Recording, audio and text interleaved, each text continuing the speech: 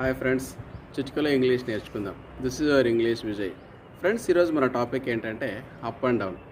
మీరు రియల్ లైఫ్లో ఈ పదాన్ని ఉపయోగిస్తూ ఉంటారు. ఈ పదాన్ని ఉపయోగిస్తూ ఈ పదం మీరు కరెక్ట్గా ఉపయోగిస్తున్నాము అనే భ్రమలో ఉన్నారు. కానీ ఈ విధంగా ఉపయోగించడం రాంగ్.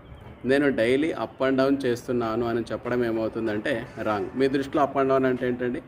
మనం ఒక ప్లేస్ నుండి ఉద్యోగానికి వెళ్ళి సాయంత్రం తిరిగి మళ్ళీ ఆ ప్లేస్ నుండి మన సొంత ప్లేస్కి రావడాన్ని అప్ అండ్ డౌన్ అంటున్నారు కదా.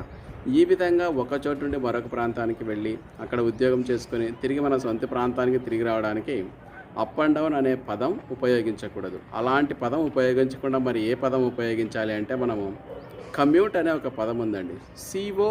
COMMUTE, commute.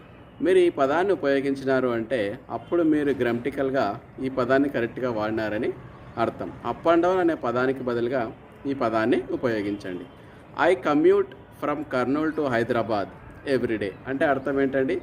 నేను ప్రతిరోజు కర్నూలు నుండి హైదరాబాద్కు, అదే మీరు అన్నట్టు అప్ అండ్ డౌన్ చేస్తున్నానని అర్థం. మీకు బాగా అర్థమైంది అనుకుంటా ఫ్రెండ్స్. కాబట్టి ఇప్పటి నుండి మీరు అప్ అండ్ డౌన్ అనే పదాన్ని ఉపయోగించకుండా దానికి బదులుగా చాలా బెస్ట్ వర్డ్ ఏదంటే commute. I commute from Kurnool to Hyderabad everyday. ఈ పదాన్ని ఉపయోగించండి. అప్పుడు మీ వొకాబులరీ చాలా రిచ్గా ఉంటుంది. గ్రామటికల్గా కూడా వాక్యము కరెక్ట్ అవుతుంది. కాబట్టి stop using up and down. Up and down అనే పదాలను ఉపయోగించకుండా దాన్ని అవాయిడ్ చేయండి. దాని ప్లేస్లో కమ్యూట్ అనే పదాన్ని ఉపయోగించండి. Thank you friends.